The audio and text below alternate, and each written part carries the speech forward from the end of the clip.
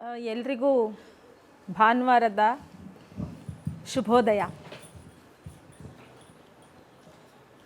ನಿಜಕ್ಕೂ ಇದು ಒಂದು ಸ್ಮರಣೀಯ ದಿನ. ಕನಸಿನ ಕಲರವ, ಕನಸಿನ ವಿಹಾರ ಬಹಳ ಅರ್ಥಗರ್ಭಿತ ಮತ್ತು ಅವಶ್ಯಕತೆ ಈಗಿನ ಒಂದು ಕಾಲಘಟ್ಟಕ್ಕೆ ಬಹಳ ಬೇಕಾಗಿರುವಂಥದ್ದು. ಮಾತಾಡ್ತಾ ಒಂದು ಡೈಲಾಗ್ ಮಾಡೋಣ, ಅದು ಬಹಳ ಅನಿವಾರ್ಯ, ಅವಶ್ಯಕತೆ. ಯಾವಾಗಲೂ ನಾವು ಯಾವುದೇ ಒಂದು ಕಾರ್ಯಕ್ರಮನ ಮಾಡಬೇಕಾದ್ರೆ ದೈವಸ್ತುತಿ ಅಂತ ಹೇಳ್ತೀವಿ. ನಮಗೆ ಆ ದೈವಸ್ತುತಿ ಮೇಲೆ ನಂಬಿಕೆ ಅಲ್ಲ, ನಾವೇನು ಕಟ್ಕೊಂಡಿದ್ದೀವಿ ಬದುಕನ್ನು, ನಾವೇನು ಜಗತ್ತನ್ನು ನೋಡ್ತೀವಿ, ಎಲ್ಲಿ ಪ್ರೀತಿ ಮತ್ತು ಪ್ರತಿರೋಧದಲ್ಲಿ ಪ್ರೀತಿ, ಇವನ್ನು ನಾವು ನೋಡಲಿಕ್ಕೆ ಇವತ್ತು ಒಂದು ಹಾಡಿನ ಮೂಲಕ ಆರಂಭ ಮಾಡೋಣ. ಲಕ್ಷ್ಮಿ ಹಾಡನ್ನು ಇದು ಮಾಡ್ತಾರೆ, ನಾವು ಜೊತೆಯಲ್ಲಿ ಸೇರ್ಬೋದು. ಕಟ್ಟುತ್ತೇವ ನಾವು ಕಟ್ಟುತ್ತೇವ ನಾವು ಕಟ್ಟೆ ಕಟ್ಟುತ್ತೇವ, ಕಟ್ಟುತ್ತೇವ ನಾವು ಕಟ್ಟುತ್ತೇವ ನಾವು ಕಟ್ಟೆ ಕಟ್ಟುತ್ತೇವ. ನೊಂದ ಮನಸ್ಸುಗಳ ಬೆಂದ ಕನಸುಗಳ ಕಟ್ಟೆ ಕಟ್ಟುತ್ತೇವ, ನಾವು ನಾಡ ಕಟ್ಟುತ್ತೇವ, ನಾಡ ಕಟ್ಟುತ್ತೇವ, ನಾವು ಕನಸ ಕಟ್ಟುತ್ತೇವ. ಕಟ್ಟುತ್ತೇವ ನಾವು ಕಟ್ಟುತ್ತೇವ ನಾವು ಕಟ್ಟೆ ಕಟ್ಟುತ್ತೇವ.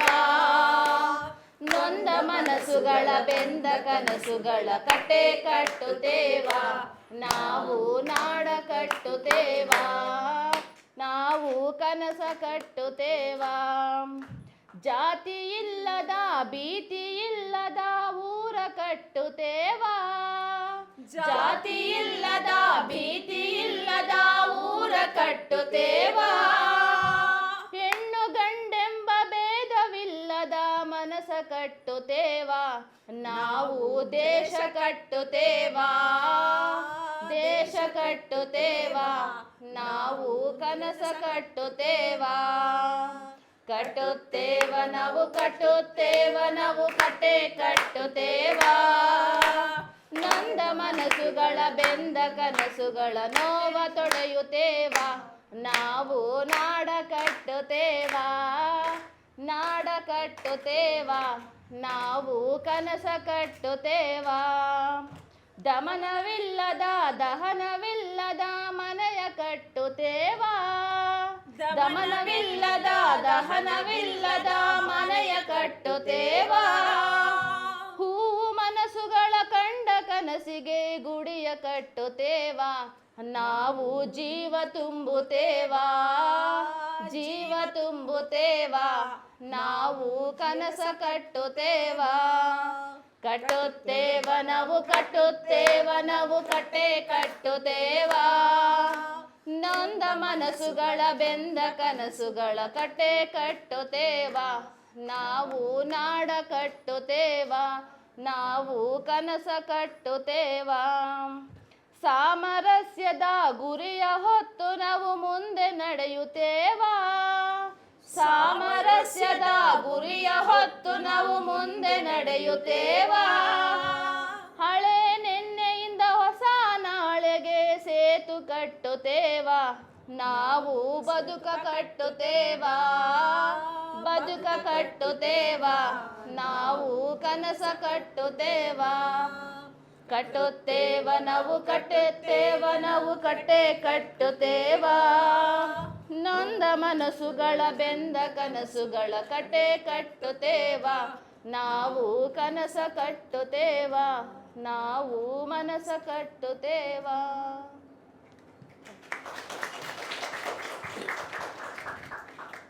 ಎಷ್ಟು ಭಾವನೆಗಳನ್ನು, ಕನಸುಗಳನ್ನು, ಹೆಣ್ಣು ಗಂಡೆಂಬ ಭೇದವಿಲ್ಲದ ಒಂದು ಮನಸ್ಸುಗಳಿಗೆ ಸೇತುವೆ ನಾವೆಲ್ಲರೂ ಅಂತ ಹೇಳಿದರೆ ತಪ್ಪಾಗಲಾರ್ದು. ಈ ಬಿಲ್ಡಿಂಗು ಸಹ ಹಾಗೆ ಹಲವಾರು ಭಾವನೆಗಳನ್ನು, ಹಲವಾರು ಆಲೋಚನೆಗಳನ್ನು, ಹಲವಾರು ಚಿಂತನೆಗಳನ್ನು, ಜಾತಿ ಧರ್ಮ ಎಲ್ಲೆ ಮೀರಿ ಕಟ್ಟಿದಂಥ ಈ ಸೂರಿನಡಿಯಲ್ಲಿ ನಾವೆಲ್ಲ ಕೂತಿರೋದು ಒಂದು ಸುಸಂದರ್ಭ. ಮೊದಲಿಗೆ ನಾನು ಈ ಸಂಸ್ಥೆಯ ಬಗ್ಗೆ ಕೆಲವೊಂದು ಅನಿಸಿಕೆಗಳನ್ನು ಹಂಚಿಕೊಳ್ತೇನೆ.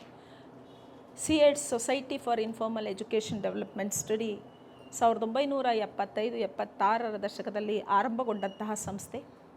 ಆರಂಭದಲ್ಲಿ ಇದು ಮಾನವ ಹಕ್ಕುಗಳು, ಮಹಿಳಾ ಪರ ಚಿಂತನೆಗಳನ್ನು ಇಟ್ಕೊಂಡು ಸಾಮಾಜಿಕ ನ್ಯಾಯವನ್ನು ಎತ್ತಿಡಿಯುತ್ತಾ ಒಂದು ಡ್ಯೂರಿಂಗ್ ಎಮರ್ಜೆನ್ಸಿ ಟೈಮ್ನಲ್ಲಿ ಆರಂಭಗೊಂಡಂಥದ್ದು.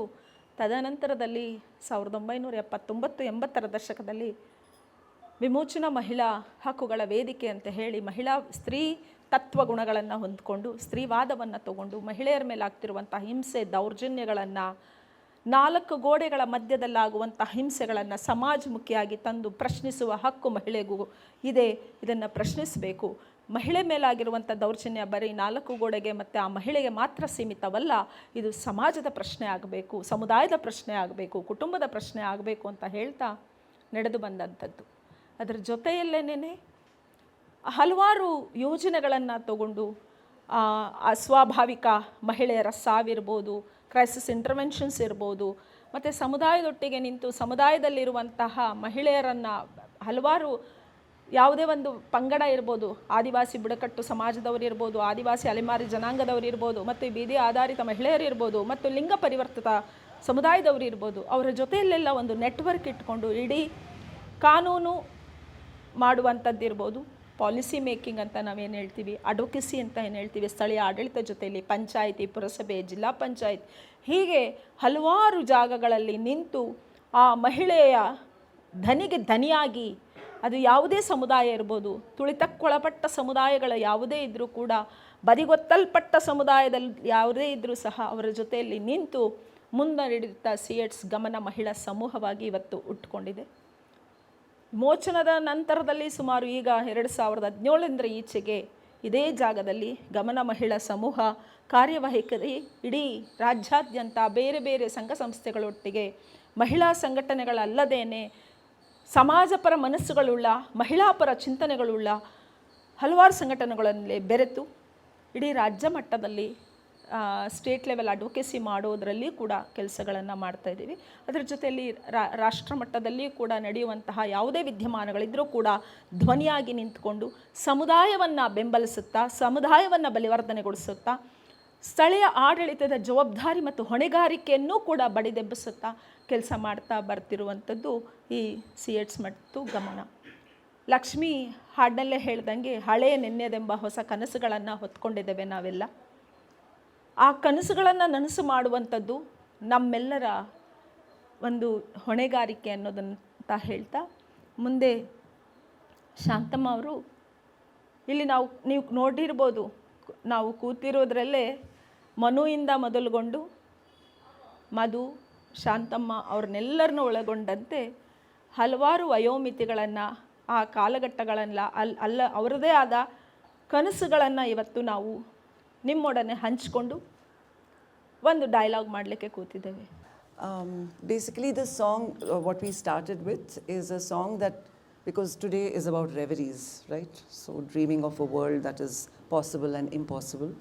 So in a way the song captures our collective dream, our collective reveries of building a new world. Actually that's what we were just talking in the morning, saying it's not so much new world but a more equitable world, a more just world, a more joyful world, a world that affirms dignity of all peoples.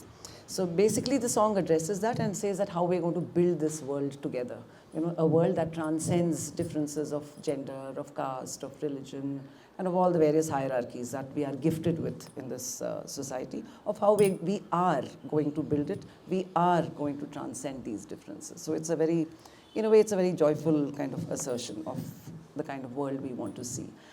So picking on that, Mamta spoke about what we have tried to do in our own little way in this space that we call CEDS and Gamana.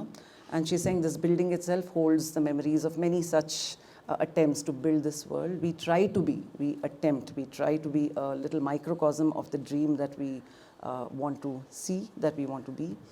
So bringing in diversity, and she also said that this panel also we are trying to kind of, it's a diversity of age, of of different, because we have from Shantama to Manu, different ages. So the different dreams that each generation also carries, because Shantama's generation and my generation, we carry different kinds of dreams and aspirations.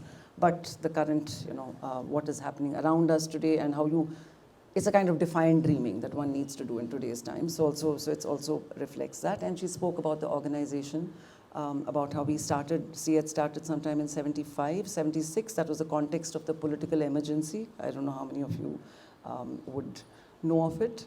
It was at that time C had started as a space for looking at different kinds of rights issues, whether it's human rights, gender, the rights of farmers, Adivasis, Dalits, whatever. At that moment, of course, these issues were still there. What we're confronting was still there even at that time.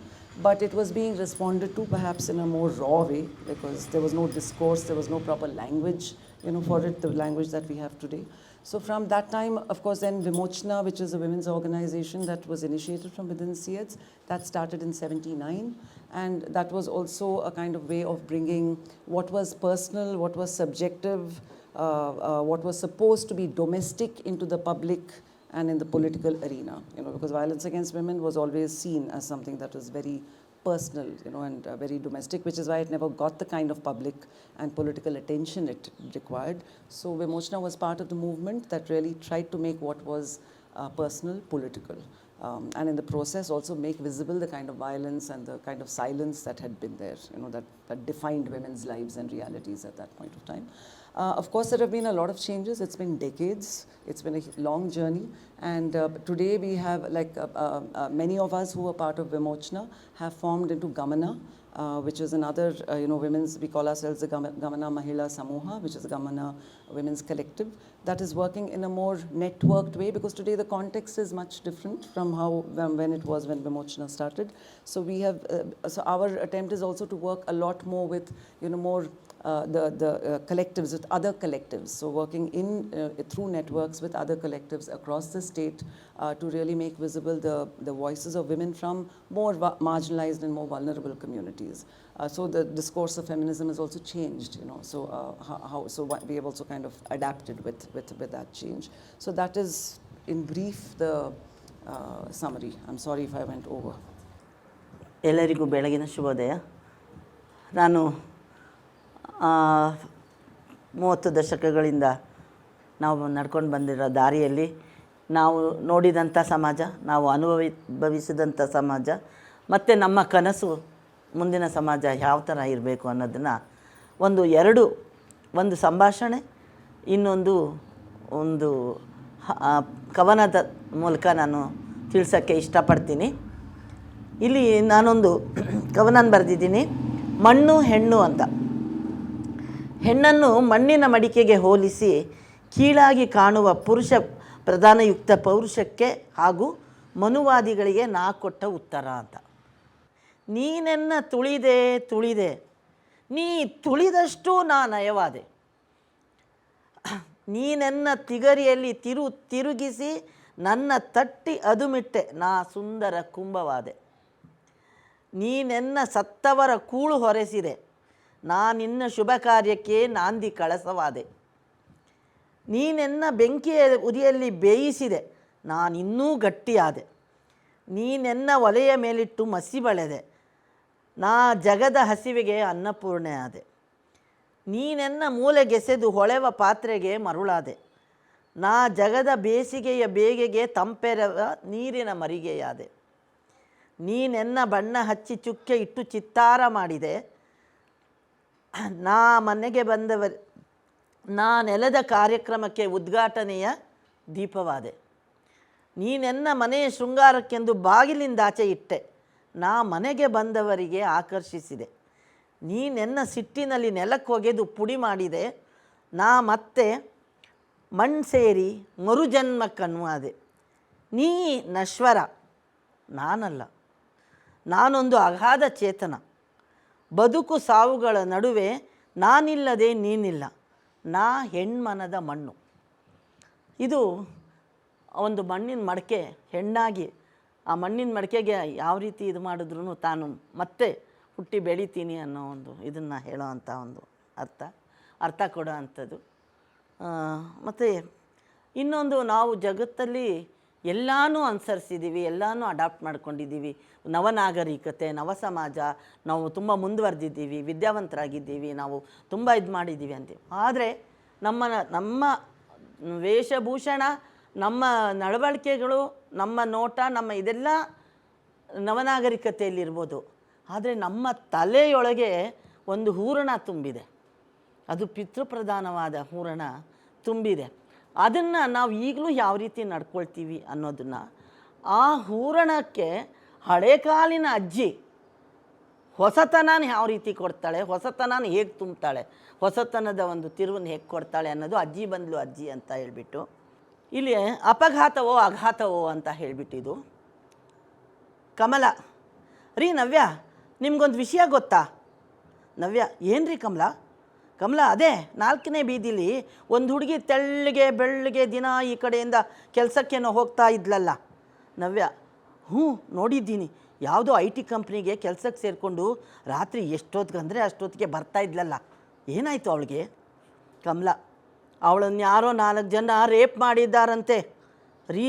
ಅವ್ರ ಮನೆಯವರೆಲ್ಲ ಸೇರಿ ಮಾನ ಮರ್ಯಾದೆ ಕಳೆದ್ಲು ಅಂತ ಚೆನ್ನಾಗಿ ಹೊಡೆದು ಬಡ್ದು ಮನೇಲಿ ಕೂಡಾಕಿದ್ದಾರಂತೆ. ನವ್ಯ ಹೌದು, ಎಷ್ಟು ಅವಮಾನ ಅಲ್ವಾ, ಇಂಥವ್ರು ಬದುಕೋಕ್ಕಿಂತ ಸಾಯೋದೇ ಮೇಲು. ಕಮಲ ಈಗಿನ ಕಾಲದ ಹೆಣ್ಮಕ್ಳಿಗೆ ಮಾನ ಮರ್ಯಾದೆ ಏನಿಲ್ಲ, ಫ್ಯಾಷನ್ ಅಂತ ಕೂದಲು ಬಿಟ್ಕೊಂಡು ಮೈ ಕಾಣಿಸೋ ಥರ ಬಟ್ಟೆ ಹಾಕ್ಕೊಂಡು ಎಷ್ಟೊತ್ತಂದರೆ ಅಷ್ಟೊತ್ತಲ್ಲಿ ತಿರುಗಿದ್ರೆ ಇನ್ನೇನಾಗುತ್ತೆ, ಕಾಲ ತುಂಬ ಕೆಟ್ಟೋಯ್ತು. ಆವಾಗ ಅಜ್ಜಿ ಬರ್ತಾಳೆ. ಅಜ್ಜಿ ಬಂದ್ಲು. ಅಜ್ಜಿ ಲೇ ಏನ್ರೆ ನೀವು ಮಾತಾಡ್ತಾ ಇರೋದು, ನಿಮ್ಗೇನಾದರೂ ಬುದ್ಧಿಗಿದ್ದಿ ಇದೆಯಾ? ಆ ಮಗು ಏನು ತಪ್ಪು ಮಾಡಿದೆ ಅಂತ ನೀವು ಹೀಗೆ ಮಾತಾಡ್ತಾ ಇದ್ದೀರಾ? ತಪ್ಪು ಮಾಡಿದವರು ರಾಜಾರೋಷಾಗಿ ಓಡಾಡ್ತಾ ಇರ್ತಾರೆ, ಅನ್ಯಾಯಕ್ಕೊಳಗಾದವರು ಸಾಯ್ಬೇಕಾ? ನಿಮ್ಮ ಮಾತು ಕೇಳು. ನವ್ಯ ಅಜ್ಜಿ ಅವಳಿಗೆ 4 ಜನ ರೇಪ್ ಮಾಡಿದ್ದಾರಂತೆ, ಕರ್ಮ. ಅಜ್ಜಿ ಬಾಯಿ ಮುಚ್ಚರೆ ಸಾಕು, ಆಕ್ಸಿಡೆಂಟ್ ಆಗಿ ಅವಳ ಕೈಯೋ ಕಾಲೋ ಮುರಿದಿದ್ರೆ ಅವಳಿಗೆ ಟ್ರೀಟ್ಮೆಂಟ್ ಕೊಡಿಸ್ತಾ ಇರಲಿಲ್ವಾ? ಇದು ಹಾಗೆ ಅವಳ ಯೋನಿ ಮೇಲೆ ಅವಳು ಒಪ್ಪಿಗೆ ಇಲ್ಲದೆ ಬಲವಂತವಾಗಿ ಆಕ್ರಮಣ ಮಾಡಿದ್ದಾರೆ. ಅದು ಆಕ್ಸಿಡೆಂಟ್ ಅಷ್ಟೇ ಅಲ್ಲ, ಅವಳ ಮನಸ್ಸಿನ ಮೇಲೆ ಆಘಾತ ಆಗಿದೆ. ಧೈರ್ಯ ಅವಳಿಗೆ 4 ಸಾಂತ್ವನದ ಮಾತಾಡಿ ಧೈರ್ಯ ತುಂಬೋದು ಬಿಟ್ಟು ಸಾಯಬೇಕು ಅಂತೀರಲ್ಲ, ಬಾಯಿ ಮುಚ್ಕೊಂಡು ಸುಮ್ಮನಿರಿ. ಅವಳನ್ನು ಮಾತಲ್ಲೇ ಕೊಲ್ಲಬೇಡಿ, ಆ ಆಘಾತದಿಂದ ಹೊರಗೆ ತಂದು ಬದುಕೋದು ಕಲಿಸ್ರಿ. ನಾನೀಗಲೇ ಹೋಗಿ ಸಮಾಧಾನ ಮಾಡ್ತೀನಿ, ನೀವು ಬರೋದಿದ್ರೆ ನನ್ನ ಜೊತೆ ಬನ್ನಿ. ಕಮಲಾ ನವ್ಯ ತಪ್ಪಾಯ್ತಜ್ಜಿ, ನಾವು ನಿಮ್ಮ ಜೊತೆಗೆ ಬರ್ತೀವಿ ನಡೀರಿ ಅಂತ. ಅಂದರೆ ಹಳೇ ಕಾಲದ ಅಜ್ಜಿ ಮಾತಾಡಬೇಕಾಗಿದ್ದ ಮಾತನ್ನು ನವಯುಗದ ನಾರಿಯರು ಮಾತಾಡ್ತಾರೆ. ಅವರ ವೇಷಭೂಷಣಗಳು, ಅವರ ನಾಗರಿಕತೆ, ಅವರ ದೇಹದ ಮೇಲಿರೋ ಬಟ್ಟೆಗಳು ಅವರ ಅಲಂಕಾರದಲ್ಲಿ ಕಾಣಿಸುತ್ತೆ, ಆದರೆ ಅವ್ರ ತಲೆಯೊಳಗಡೆ ಇರೋ ಆ ಪಿತೃಪ್ರಧಾನ ಸಮಾಜದ ಹೂರಣ ಹೋಗಿಲ್ಲ. ಅದೇ ಹಳೆ ಕಾಲದ ಅಜ್ಜಿ ಬಂದು ಅಲ್ಲಿ ಹೊಸ ಹೂರಣನ ತುಂಬೋದಕ್ಕೆ, ಆ ಬದಲಾವಣೆಯನ್ನು ತರೋದಕ್ಕೆ ಹೇಳ್ತಾಳೆ. ಇದು ನಾವು ಅಂದರೆ ನನ್ನ ಕನಸು, ನಾನು ಓಡಿದ್ದ ಸಮಾಜ ಹೇಗೆ ನೋಡ್ತಾರೆ ಅನ್ನೋದು, ಅದನ್ನ ಅನುಭವಿಸಿದ್ದು, ಮತ್ತು ನಾನು ಬಯಸೋ ಸಮಾಜ ಈ ಥರ ಇರಬೇಕು ಅಂತ ಹೇಳಿಬಿಟ್ಟು ನನ್ನ ಈ 2 ಕವನದಲ್ಲಿನೂ ಹೇಳಬೇಕು ನನ್ನ ಕನಸು ಬದಲಾವಣೆಗಳನ್ನು ಅಂತ ಹೇಳ್ತಾ ನನಗಿಲ್ಲಿ ಅವಕಾಶ ಮಾಡಿಕೊಟ್ಟಿದ್ದಕ್ಕೆ. 8 ಮಿನಿಟ್ಸ್ ಫುಲ್ ಆಯಿತಾ? ಇನ್ನೊಂದು ಓದ್ಬೋದಲ್ಲ? ತಾಯಿ ಮೀನು ಏನು ಮಾಡ್ತಾ ಇದೀಯಾ? ಮೀನು ಅಡುಗೆ ಮಾಡ್ತಾಯಿದ್ದೀನಿ, ಕೆಲಸಕ್ಕೆ ಹೋಗಬೇಕು, ಹೊತ್ತಾಯಿತು, ರೆಡಿ ಆಗ್ತೀನಿ. ತಾಯಿ ಸರಿ ಪಕ್ಕದ ಮನೆಗೆ ಬಂದಿರೋ ನೆಂಟರು ಮನೆಗೆ ಬರ್ತಾರೆ. ಅಕ್ಕ ನಿಮ್ಮ ಹುಡುಗಿ ಗಂಡನ ಮನೆಯಿಂದ ಬಂದು ತುಂಬ ದಿನ ಆಗಿದೆ ಅಲ್ಲ, ಯಾಕೆ ಹೋಗಲ್ವಂತ ಗಂಡನ ಮನೆಗೆ? ಪಕ್ಕದ ಮನೆ ನೆಂಟರು ಅದಕ್ಕೆ ಕೇಳ್ತಾರೆ. ತಾಯಿ ಅದಕ್ಕೆ ಹೇಳ್ತಾಳೆ, ಎಲ್ಲಮ್ಮ ಹೋಗೋದು, ನಮ್ಮ ಮಾತು ಕೇಳದೆ ಜಾತಿ ಕುಲ ಇಲ್ಲದೆ ಮದುವೆ ಮಾಡಿಕೊಂಡ್ಳು ಅವನು ಇವಳನ್ನ ಬಿಟ್ಟು ಬೇರೆಯವಳನ್ನ ತಂದಿಟ್ಕೊಂಡು ಇವಳನ್ನ ಓಡಿಸ್ದ. ಪಕ್ಕದ ಮನೆ ನೆಂಟರು, ಅಕ್ಕ ತಪ್ಪು ತಿಳ್ಕೊಳ್ಬೇಡ, ನನ್ನ ಮದುವೆ ಆಗಿ 10 ವರ್ಷ ಆಯಿತು, ನನಗೆ ಮಕ್ಕಳಾಗಿಲ್ಲ. ನಿಮ್ಮ ಮಗಳನ್ನ ನಾನು ನನ್ನ ಗಂಡನಿಗೆ ಮದುವೆ ಮಾಡಿಸಿ ಚೆನ್ನಾಗಿ ನೋಡ್ಕೋತೀನಿ. ನನ್ನ ಗಂಡಿನಿಂದ ಒಂದು ಮಗು ಆದರೆ ಸಾಕು, ನಿನ್ನ ಮಗಳನ್ನ ನಾನು ಚೆನ್ನಾಗಿ ನೋಡ್ಕೊಳ್ತೀನಿ. ಆವಾಗ ಅಲ್ಲಿ ಅಜ್ಜಿ ಬರ್ತಾಳೆ. ಅಜ್ಜಿ ಬಂದ್ಲು. ಅಜ್ಜಿ ಮಾಡ್ರನ್ ಅಜ್ಜಿ ಲೇ ಹೆಣ್ಮಕ್ಳ ಏನು ಮಾತಾಡ್ತಾ ಇದ್ದೀರಾ? ಅವಳೇನು ಮಕ್ಕಳು ಮಾಡೋ ಮಿಷಿನ? ರಾಗಿ ಹಿಟ್ಟು ನೀರು ಹಾಕಿದರೆ ಮುದ್ದೆ ಆಚೆ ಬರುತ್ತೆ ಅನ್ನೋಕ್ಕೆ. ಗಂಡ ಬಿಟ್ಟು ಮಾತ್ರಕ್ಕೆ ನಿಮಗೆ ಮಗು ಮಾಡಿಕೊಡ್ಬೇಕಾ? ಬಾಡಿಗೆ ತಾಯಿನ ತಗೊಂಡ್ರೆ ದುಡ್ಡು ಕೊಡಬೇಕಾಗುತ್ತೆ ಅಂತ ಗಂಡ ಬಿಟ್ಟವಳಿಗೆ ತಾಳಿ ಕಟ್ಟಿದರೆ ಮಗುನೂ ಸಿಗುತ್ತೆ, ಕೆಲ್ಸಕ್ಕೆ ಬಿಟ್ಟು ಆಳು ಸಿಗುತ್ತೆ ಅಂತಾನ? ಎದ್ದೋಗ್ರೆ ಸಾಕು. ಮದುವೆನೂ ಬೇಡ, ಮಗು ಮಾಡಿಕೊಡೋದು ಬೇಡ ಅಂತ ಅಜ್ಜಿ ಹೇಳ್ತಾಳೆ, ಮಾಡ್ರನ್ ಅಜ್ಜಿ. ಇದು ನನ್ನ ಇನ್ನೊಂದು ಸಂಭಾಷಣೆ. ಥ್ಯಾಂಕ್ ಯು ನನಗೆ ಟೈಮ್ ಕೊಟ್ಟಿದ್ದಕ್ಕೆ, ನನ್ನ ಅನಿಸಿಕೆ. Just to give you all a bit of a context, I wish Shantama will speak also. Shantama has been working in Pola, where we have a center where she has been, and we also set up a shelter there, and she was very much the Ajji at the center of setting up the shelter. And she's been dealing with violence against women, crisis intervention for the past 3 decades. So all these little things that she is writing now is really kind of drawing from the everyday kind of battles that she has been fighting with the women who have been coming. And now, there are others now, Lakshmi has joined and others have also joined with her. But that is the kind of work from which she draws her. Not only the work, it's her own personal life, because I think, like I said, all our lives are also part of the politics that we try to create. So it's the essence of that she's putting into all this poetry. She's become very creative now. So it is the response to a man who is, who comes with the context of patriarchy and then a Manu, Vada. So when woman was being, compared to a clay pot, and this is what her response is. You have oppressed me, but I have become really smooth. She's talking about the making of a clay pot. So the clay pot is the woman.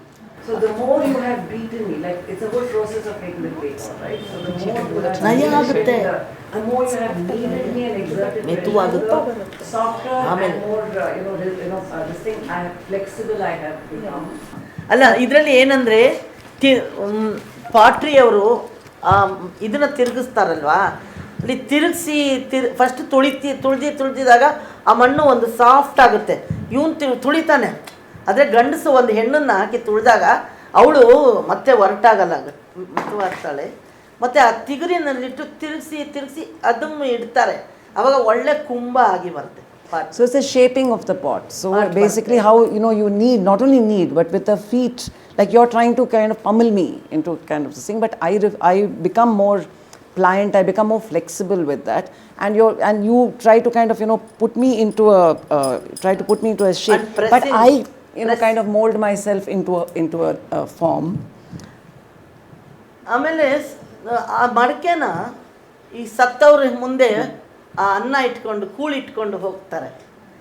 ಇವಳು ಹೇಳ್ತಾಳೆ, ನಿನ್ನ ಶುಭ ಮದುವೆ ಮಾಡಿದ್ರೆ ಕಳಸ ಮಾಡ್ತಾರೆ, ನಾನು ಇನ್ನ ಶುಭ ಕಾರ್ಯಕ್ಕೆ ಕಳಸ ಅಂತ, ನೀನು ನನಗೆ ಕೂಳು ಹೊರಿಸಿದ್ರು ನಾನು ಕಳಸ ಆಗಿ ಬರ್ತೀನಿ. So you try to turn me into a pot, because when somebody dies, you carry half-boiled rice in a clay pot in front of the dead body. So as you try to reduce me to that, but I become the kalasha.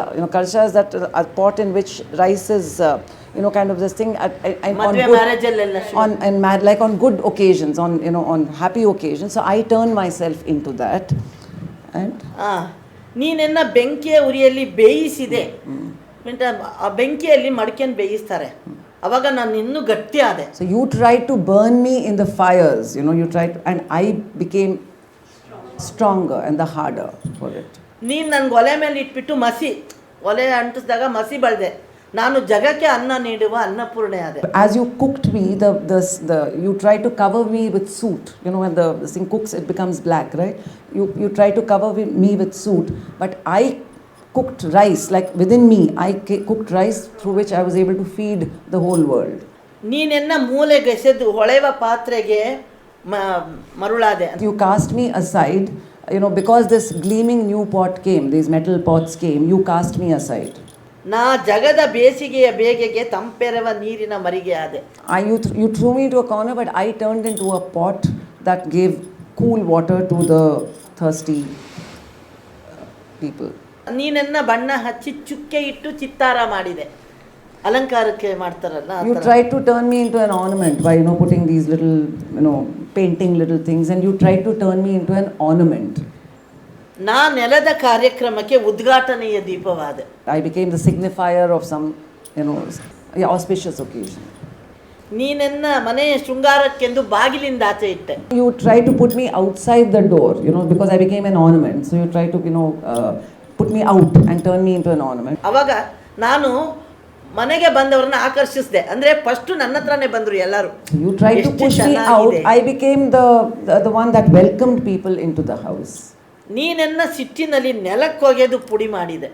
In anger, you threw me to the ground and made pieces of me. ನಾ ಮತ್ತೆ ಮಣ್ಣು ಸೇರಿ ಮರುಜನ್ಮ ಕಾಣುವಾದೆ. I was ready to kind of recast myself into a ಅದಕ್ಕೆ ನಾನು ಹೇಳ್ತೀನಿ, ನೀ ನಶ್ವರ, ನಾನಲ್ಲ, ನಾನೊಂದು ಅಗಾಧ ಚೇತನ. ಬದುಕು ಸಾವುಗಳ ನಡುವೆ ನಾನಿಲ್ಲದೆ ನೀನಿಲ್ಲ. ನಾ ಹೆಣ್ಮನದ ಮಣ್ಣು, ಅಂದರೆ ಆ ಮಣ್ಣುನಲ್ಲಿ ಹೆಣ್ಣಿನ ಮನ ಇದೆ. The first part was that, you are the one who destroys. You're the destroyer. I am a aghada chetana. Yeah, in the midst of life and death, I am the one who continues to sustain and give. ನಾನಿಲ್ಲದೆ ನೀನಿಲ್ಲ. And you can't survive without me. You cannot survive without me. And I am the ಹೆಣ್ಮನದ ಮಣ್ಣು. So I am the earth with a women's spirit or women's mind. I am the earth with a women's mind, with a women's spirit.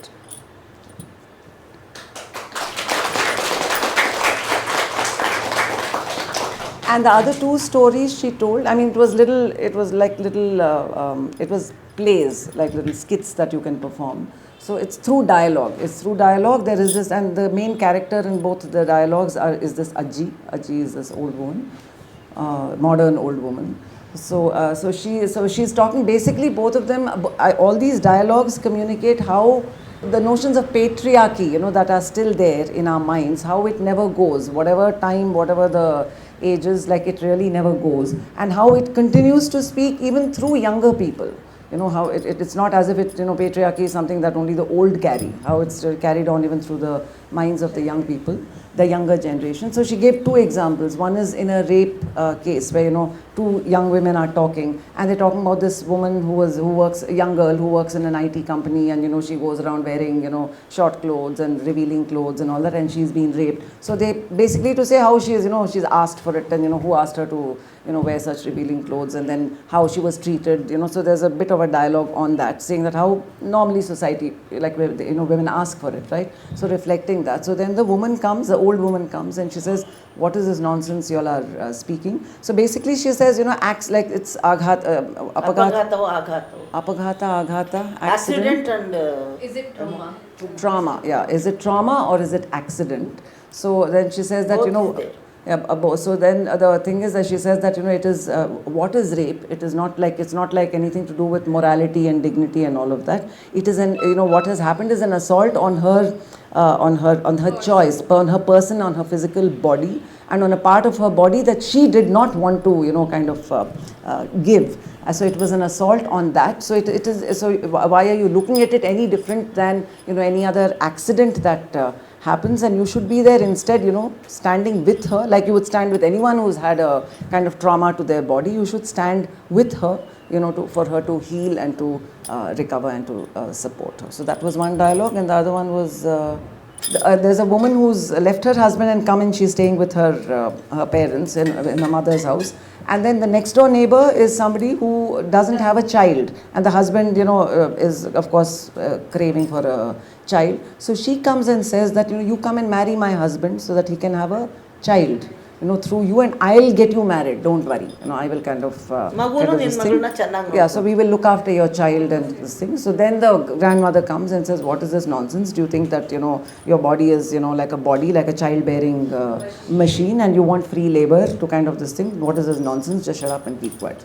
Machine. Aren't you ashamed of yourself? ಇದರಲ್ಲಿ ಮುಖ್ಯವಾಗಿ ಏನಂದರೆ, ಈ ಹೆಣ್ಮಕ್ಳು ಮಾತಾಡೋರು ವಿದ್ಯಾವಂತರು, ನವನಾಗರಿಕರು, ಈ so-called ಇವತ್ತು ಏನು ಮುಂದುವರೆದು ಬಿಟ್ಟಿದ್ದೀವಿ ನಾಗರಿಕತೆಯಲ್ಲಿ ಅಂತ ಹೇಳೋ ಹೆಣ್ಮಕ್ಳು ಈ ಮನುವಾದಿತ್ವ ಇದೆಯಲ್ಲ ತಲೆಯಲ್ಲಿ, ಅದನ್ನು ಮಾತಾಡ್ತಾರೆ.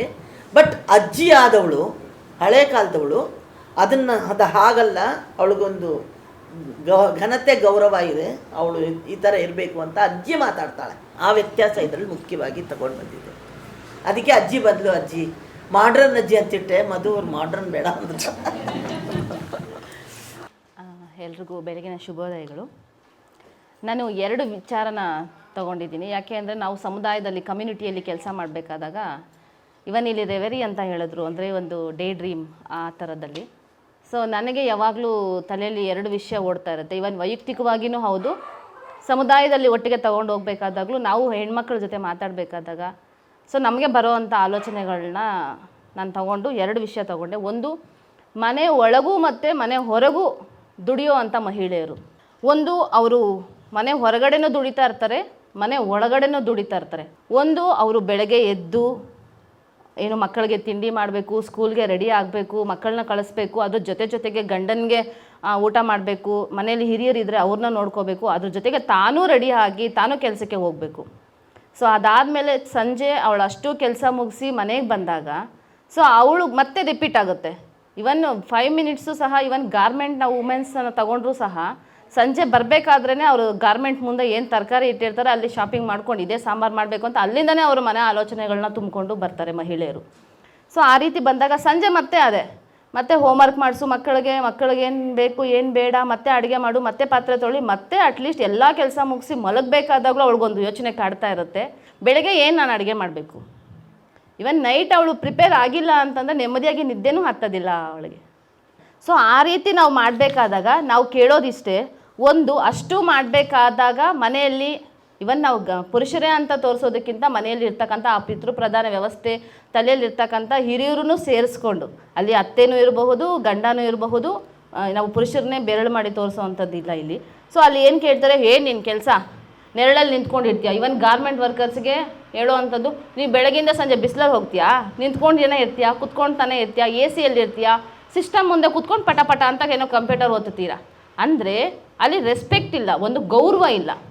ಸೊ ಅದನ್ನು ಅವರು ಕೇಳ್ತಾರೆ, ಏನು ನಿನ್ನ ಮಹಾ ಕೆಲಸ ಅಂತ ಅನ್ನೋದಕ್ಕೆ. ಸೊ ಅದರಲ್ಲಿ ನಾವು ಮಹಿಳೆಯರು, ನಾನು ಮತ್ತು ನಾವು ಮಹಿಳೆಯರು ಸೇರಿ ನಾವು ಡಿಮ್ಯಾಂಡ್ ಮಾಡೋದು, ಯಾಕೆ ನೀವು ಆ ರೀತಿ ನಮ್ಮನ್ನು ತುಚ್ಛವಾಗಿ ಕಾಣ್ತೀರಾ, ನಮಗೆ ಗೌರವ ಬೇಕು, ಕೊಡಲೇಬೇಕು ನೀವು ಅನ್ನೋದನ್ನು ನಾವಿಲ್ಲಿ ಎತ್ತಿ ಹಿಡಿಬೇಕು. ನಾವೇನಾದರೂ ಜಾಸ್ತಿ ಮಾತಾಡಿ ಮನೆಯಲ್ಲಿ ನಮ್ಮ ಕೆಲಸಕ್ಕೆ ಗೌರವ ಕೊಡಿ ಹಾಗೆ ಹೀಗೆ ಅಂತ ಪ್ರಶ್ನೆ ಮಾಡೋ ಅಂಥ ಮಹಿಳೆಯರಲ್ಲಿ ಬರುವಂಥದ್ದು ಏನಂದರೆ, ಹೋಗಬೇಡ ಮನೆಯಲ್ಲಿರು. ಸೊ ಆವಾಗ ತನ್ನ ಆಸೆ ತನ್ನ ಗುರಿಗಳನ್ನ ಅವಳು ಕಟ್ಟಿಡೋದಕ್ಕಾಗದೆ ಅಷ್ಟು ಜವಾಬ್ದಾರಿಯನ್ನು ಹೊತ್ತು ಕೆಲಸ ಮಾಡ್ತಾ ಇರೋವಂಥದ್ದು ನಾವು ಮಹಿಳೆಯರು ಅನ್ನೋದಕ್ಕೆ ಹೆಮ್ಮೆ ಪಡ್ತೀನಿ. ಇನ್ನೊಂದು, ಮನೆ ಒಳಗಡೆ ದುಡಿಯೋವಂಥ ಮಹಿಳೆಯರು, ಇವನ್ ಗ್ರಾಮೀಣ ಭಾಗದಲ್ಲಿರಬಹುದು, ನಾವು ಮಾಡುವಂಥ ಸಮುದಾಯದಲ್ಲಿರಬಹುದು, ನಾವು ಕಮ್ಯುನಿಕೇಷನ್ ಮಾಡ್ತಿರ್ಬೇಕಾದಾಗ ನಾವು ಕೆಲವು ಪ್ರಶ್ನೆಗಳನ್ನ ಕೇಳಬೇಕಾದಾಗ ನನಗೆ ಬಂದಿರೋವಂಥದ್ದು, ಏನು ಕೆಲಸ ಮಾಡ್ತೀಯಮ್ಮ ನೀನು ಅಂತ. ಏನು ಕೆಲಸ ಮಾಡಲ್ಲ, ಮನೇಲಿರ್ತೀನಿ. ಅಂದರೆ ನಮ್ಮನ್ನು ನಾವು ಗುರುತಿಸ್ಕೊಂಡಿಲ್ಲ ಎಲ್ಲೋ ಒಂದು ಕಡೆ, ನಮ್ಮ ಬಗ್ಗೆ ನಾವೇ ಒಂದು ರೀತಿ ಬಿಟ್ಬಿಟ್ಟಿದ್ದೀವಿ, ಏನು ನಾವು ಏನಲ್ಲ ಅನ್ನೋ ಥರ. ಸೊ ಅದನ್ನು ನಾವು ಗುರುತಿಸ್ಕೋಬೇಕು, ಮೊದಲು ನಮ್ಮನ್ನು ನಾವು ಗುರುತಿಸ್ಕೋಬೇಕು ಅಂತ.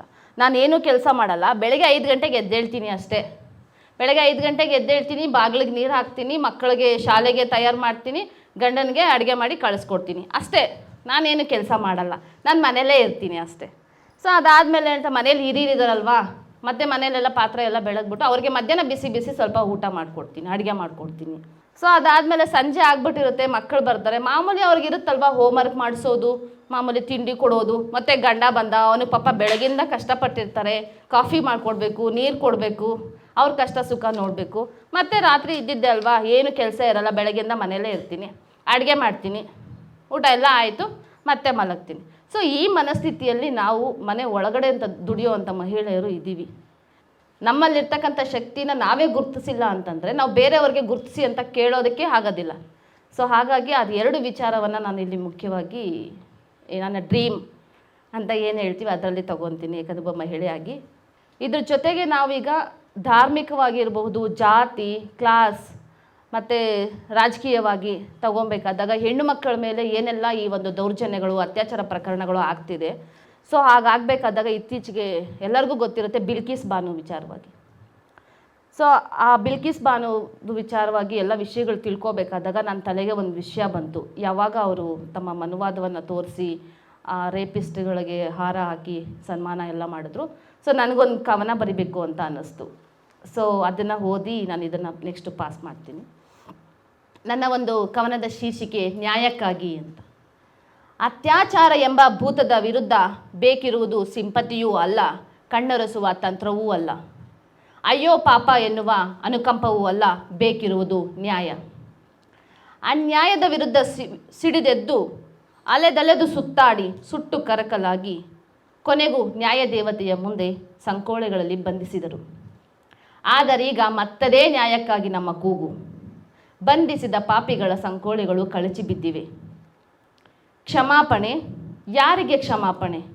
ಮದನ ಕೇಳಿಯ ಆಟಕ್ಕೆ ಹೆಣ್ಣು ಮಗಳ ಬಳಿ ತೆಗೆದ ಪಾಪಿಗಳಿಗೆ ಕ್ಷಮಾಪಣೆ.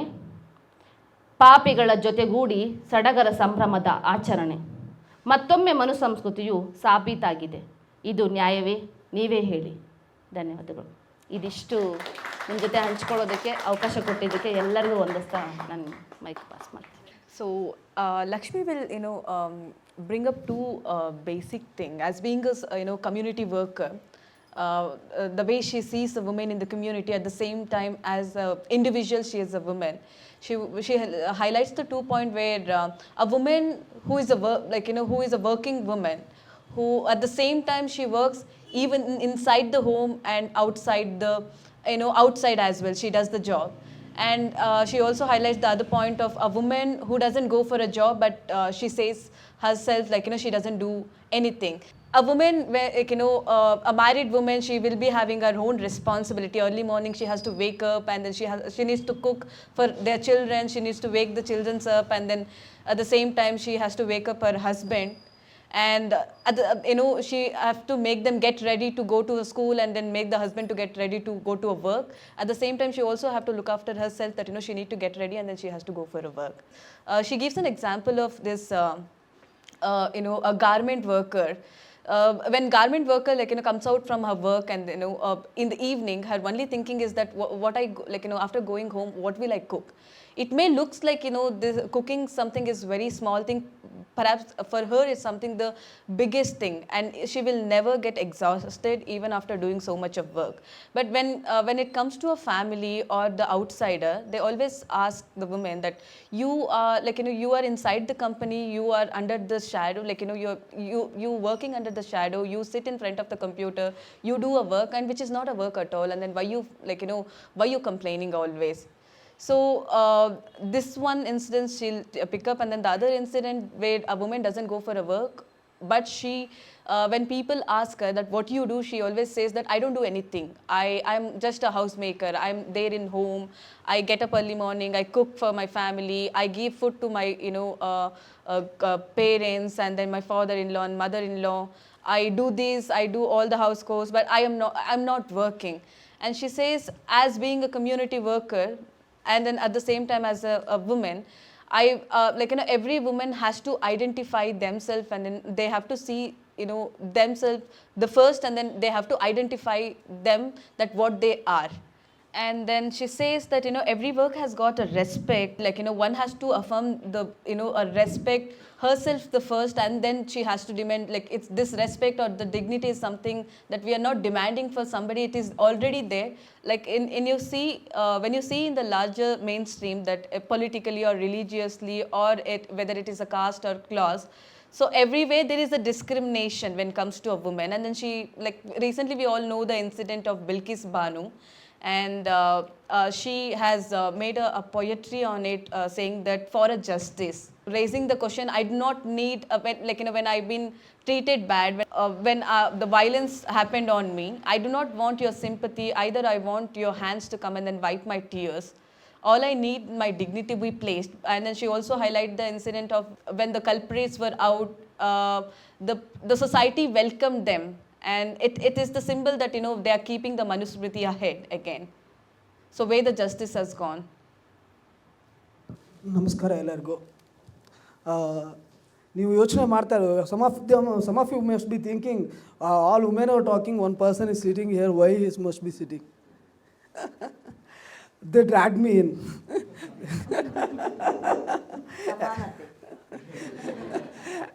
You must be knowing International Pride Month is on. I am a loud and open gay over here, sitting over here with you all guys. So ಯೋಚನೆ ಮಾಡ್ತಾ ಇರುವಾಗ ನಾವು ಒಂದು ಏನು ಸ್ತ್ರೀವಾದ ಮತ್ತು ಫೆಮಿನಿಸಮ್ ಅಂತ ಏನು ಹೇಳ್ತೀವಿ, so when it starts from there also we are LGBTQ members are a part of it. So beginning with that I would like to share about my experiences actually. I work with a non-English speaking working class community most of my work time. So I speak about the LGBTQ community who are not a part of a crowd. What you think about always the LGBTQ community is not from the, always were privileged to have those kind of education and all those things.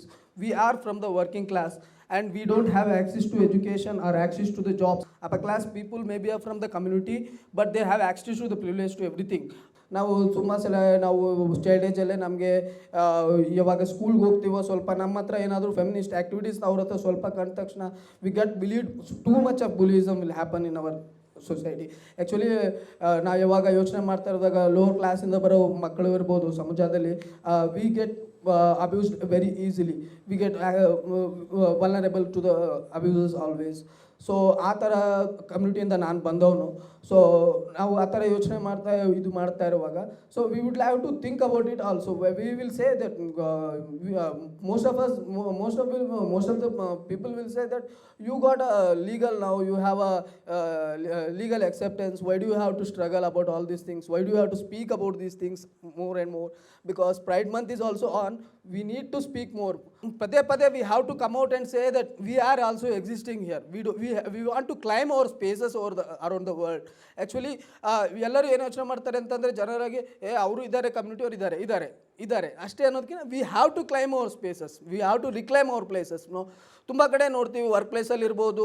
ನಾನೀಗ first of all ನಾನು ಸುಮಾರು 10 years of working with the community organisation, LGBT community ಆರ್ಗನೈಸೇಷನಿಂದ ಸೇಟ್ಸಿಗೆ ಬರಬೇಕಾದ್ರೆ ಸ್ವಲ್ಪ ಯೋಚನೆ ಮಾಡಿದೆ. But we thought our things are matching over here, aligns totally aligns with my thinking. And ನಾನು ತುಂಬ ಯೋಚನೆ ಮಾಡಿದೆ. ಒಂದು ಹೊರಗಡೆ ಬಂದಮೇಲೆ ನಾನು ಬೇರೆ ಕಡೆ ಹೋಗ್ಬೋದಾ, ಬೇರೆ ಆರ್ಗನೈಸೇಷನಲ್ಲಿ ವರ್ಕ್ ಮಾಡಿದರೆ ನಂಗೆ ಅದೇ ಥರ ಟ್ರೀಟ್ಮೆಂಟ್ ಇರುತ್ತಾ ಅಂತ. ಬಟ್ ಇಲ್ಲಿ ಇಲ್ಲೆಲ್ಲರೂ ಕೂತಿರೋದಕ್ಕೂ ನಾನು 1 year ನಾನು ಇಲ್ಲಿ ವರ್ಕ್ ಮಾಡ್ತಾ ಇರೋದು. But I feel proud and happy also working with the Sears actually. So ಅದೇ ಥರ ಸುಮಾರು ಜನ ಕಮ್ಯುನಿಟಿಯವ್ರಿಗೆ ಈ ಥರ ಅಪರ್ಚುನಿಟೀಸ್ ಸಿಗೋಲ್ಲ. ಸೊ ಎಸ್ಪೆಷಲಿ ನಾವು ಯೋಚನೆ ಮಾಡ್ತಾ ಇರುವಾಗಾದರೆ ಬೇರೆ ಒಂದು ಕಂಪ್ನಿಯಲ್ಲಿರ್ಬೋದು, ಎಲ್ಲಾದರೂ ಇಲ್ಲಿ ಒಂದು ಕೆಲಸ ಮಾಡ್ತಾ ಇರುವಾಗ you have to hide your feelings and you have to hide your identity. So ಸುಮಾರು ಕಡೆ ನಾವು ಓಪನ್ ಅಪ್ ಆಗೋದೇ ಇಲ್ಲ. ಇವಾಗಲೂ ನಾನು ಎಷ್ಟೋ ಜನ ನನ್ನ ಫ್ರೆಂಡ್ಸ್ನೇ ನೋಡ್ತೀನಿ, ಐಸೇ ಎಷ್ಟು ಓಪನ್ ಅಪ್ ಆಗಿದೆ, ನೀವು ಒಳ್ಳೆ ಕಾರ್ಪೊರೇಟಲ್ಲಿ ಕೆಲಸ ಮಾಡ್ತೀಯಾ, why do you have to hide yourself and leave over there. But they say no, people will say so many things, everywhere rainbow flags will be flied in the June month. After that nobody will care for us. Continuation should be there wherever we work or wherever we support. If you say yourself as an ally and you support for the community, it should be continuation. You have to make a calendar of yourself and treat like it's a daily work for you. Whenever you support a community, you will be that person will always remember you. That thing you have to remember. And ಅದೇ ಥರ ಯೋಚನೆ ಮಾಡ್ತಾ ಇರುವಾಗ ನಾನು ಇಲ್ಲಿ first organisation join ಆದಾಗ ನಾನು ತುಂಬ ಸರಿ ಯೋಚನೆ ಮಾಡ್ತಾ ಇದ್ದೆ, ಬೇರೆಯವರು ಯಾವ ಥರ ಟ್ರೀಟ್ ಮಾಡ್ತಾರೆ, ನನ್ನ ಕೊಲೀಗ್ಸ್ ಯಾವ ಥರ ಟ್ರೀಟ್ ಮಾಡ್ತಾರೆ ಅಂತ ನನ್ನಲ್ಲೇ ನನಗೆ ಒಂದು ಕ್ವಶನ್ಗಳಿತ್ತು. ಸೊ ಆದಮೇಲೆ ಸಹ ನಾನು ಯಾವಾಗ ಡಿಸ್ಕಷನ್ ಮಾಡ್ತಾ ಬಂದಾಗ ನನಗೆ ಅನ್ನಿಸ್ತು ಇಲ್ಲೆಲ್ಲರೂ ಓಕೆ ಇದ್ದಾರೆ, ನನಗೇನು ಪ್ರಾಬ್ಲಮ್ ಇಲ್ಲ. I claimed my place over here. ನಾನು ಅದನ್ನೇ ತೊಗೊಂಡ್ಬಿಟ್ಟೆ. ನಾನು ಇದೇ ಥರ ಇರೋದು, ನಾನು ಓಪನ್ ಅಪ್ ಆಗಿ ಎಲ್ಲರ ಮುಂದೆ ಹೇಳ್ಕೊಂಡೆ, ನಾನು ಇದೇ ಥರನೇ, ನನಗೇನೆ ಅಂತ ಹೇಳ್ಕೊಂಡಾಗ they accepted me as positively. ಆ ಥರ ಒಂದು ಪ್ರಿವಿಲೇಜು ಎಲ್ಲರಿಗೂ ಸಿಗುತ್ತೆ ಅಂತಲೂ ಹೇಳೋಕ್ಕಾಗಲ್ಲ. ಯಾವುದೇ ಒಂದು ಆರ್ಗನೈಸೇಷನ್ ಇರ್ಬೋದು, ಯಾವುದೇ ಒಂದು ಸೊಸೈಟಿಯಲ್ಲಿ ಬೇರೆ ಕಂಪ್ನಿಯಲ್ಲಿ ಕೆಲಸ ಮಾಡ್ತಾ ಇರ್ಬೋದು, ಕಾರ್ಪೊರೇಟಲ್ಲಿ ಕೆಲಸ ಮಾಡ್ತಾ ಇರುವಾಗ ಈ ಥರ ಅಪರ್ಚುನಿಟೀಸ್ ಯಾರಿಗೂ ಸಿಗೋಲ್ಲ. So for that sake I am privilege I will say. But ಅದೇ ಥರ ನಾವು ಯೋಚನೆ ಮಾಡ್ತಾ ಇರುವಾಗ ನಾನು ಆಲೆಗೆ ಒಂದು ಯಾರು ಆಲೇಸ್ ಅಂತ ಗುರುತಿಸ್ಕೋತಿರೋ, ಯಾರು ಕಮ್ಯುನಿಟಿಯಲ್ಲಿದ್ದೀರೋ, ಯಾರು ಆಲೇಸ್ ಅಂತ ಗುರುತಿಸ್ಕೋತಿರೋ, be open and loud and proud about it. That's what I want to say. ಏನೇ ಇರಲಿ, ನಾವು ಈಗ ಒಂದು ಮಹಿಳೆಗೆ ಏನು ಕಷ್ಟಗಳು ಅವ್ರು ಅನುಭವಿಸ್ತಾ ಇದ್ದಾರೋ, so same identity crisis we will be having. So ಆ ಟೈಮಲ್ಲಿ ನಾವು ಸಪೋರ್ಟ್ ಮಾಡಬೇಕಾಗುತ್ತೆ. We need A support from the external sources also. So ಅದನ್ನು ನಾವು ನೋಡಬೇಕಾಗುತ್ತೆ. ಸೊ ಅದ್ರ ಬಗ್ಗೆ ಹೇಳೋಕ್ಕೆ ಇಷ್ಟಪಡ್ತಾ ಇದ್ದೀನಿ. ಸೊ ಅಷ್ಟು ಹೇಳಿ ನನ್ನ 4 ಮಾತು ಮುಗಿಸ್ತೀನಿ. Thank you.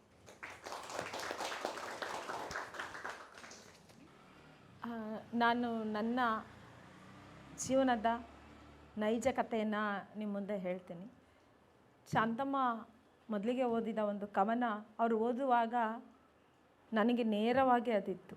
ಮಣ್ಣು, ಮಹಿಳೆ, ಮಡಿಕೆ ಬಹಳ ಹತ್ತಿರದ ಸಂಬಂಧ ಅದು. ಅದು ನನಗೆ ಬಹಳ ಅವರು ಹೇಳ್ತಾ ಇದ್ದರೆ ನನ್ನ 92ರಲ್ಲಿ ನಾನೇನು ತುಂಬ ಕನಸುಗಳನ್ನು ಹೊತ್ತು ನಾನು ಮದುವೆ ಜೀವನಕ್ಕೆ ಕಾಲಿಟ್ಟೆ. ಅಪ್ಪ ಅಮ್ಮನಿಗೆ ಒಬ್ಬಳೇ ಮಗಳು, ತುಂಬ ಪ್ರೀತಿಯಿಂದ ಸಾಕಿದ್ರು. ನಾವೇನಂತ ಶ್ರೀಮಂತರಲ್ಲ, ಮಧ್ಯಮ ವರ್ಗ. ಬೆಳಗ್ಗೆ ಮುಂಜಾನೆ ಎದ್ದೇಳಬೇಕು, ಹಾಲು ಮಾರ್ಕೊಂಡು ಬರಬೇಕು, ಸಗಣಿ ತಟ್ಟಬೇಕು, ಅಮ್ಮನಿಗೆ ಕೆಲಸಕ್ಕೆ ಸಪೋರ್ಟ್ ಮಾಡಬೇಕು. ಆದರೆ ಅಲ್ಲಿ ಪ್ರೀತಿಗೆ ಯಾವುದೇ ರೀತಿ ಕೊರತೆ ಇರಲಿಲ್ಲ ಕಣ್ರಿ. ತುಂಬ ಚಂದ ಸಾಕಿದ್ರು. ನನಗಿಬ್ಬರು ತಮ್ಮಂದಿರು. ನಾವು ತುಂಬ ದೊಡ್ಡ ಕುಟುಂಬ. ಒಂದು ಕಡೆ ಸಂಪೂರ್ಣ ಸಂಪ್ರದಾಯನೂ ಅಲ್ಲ ನನ್ನ ದೊಡ್ಡ ಕುಟುಂಬದಲ್ಲಿ, ಅತ್ಲಾಗೆ ಸಂಪ್ರದಾಯನ ಬಿಟ್ಟವರು ಅಲ್ಲ.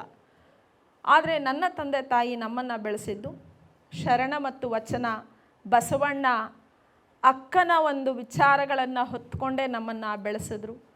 ನನ್ನ ತಂದೆ ತಾಯಿಗೆ ಯಾವುದೇ ಒಂದು ಜಾತಿ ಧರ್ಮದ ಸಂಕೋಲೆಗಳಲ್ಲಿ ನಮ್ಮನ್ನು ಬೆಳೆಸಲಿಲ್ಲ. ಬಾಲ್ಯವನ್ನು ತುಂಬ ಚೆನ್ನಾಗಿ ಬೆಳೆಸಿಬಿಟ್ರು. ಎಲ್ಲ ನಾನು ಯಾವ ಆಟಕ್ಕೆ ಹೋಗ್ತೀನಿ, ಯಾವ ಓಟಕ್ಕೆ ಹೋಗ್ತೀನಿ, ಎಲ್ಲದರಲ್ಲೂ ನಾನು ಪ್ರಥಮವಾಗಿಯೇ ತಗೋಬೇಕು ಅನ್ನೋದು ತಂದೆ ತಾಯಿ ಕನಸಲ್ಲ, ಬಟ್ ನನ್ನ ಕನಸಾಗಿತ್ತು.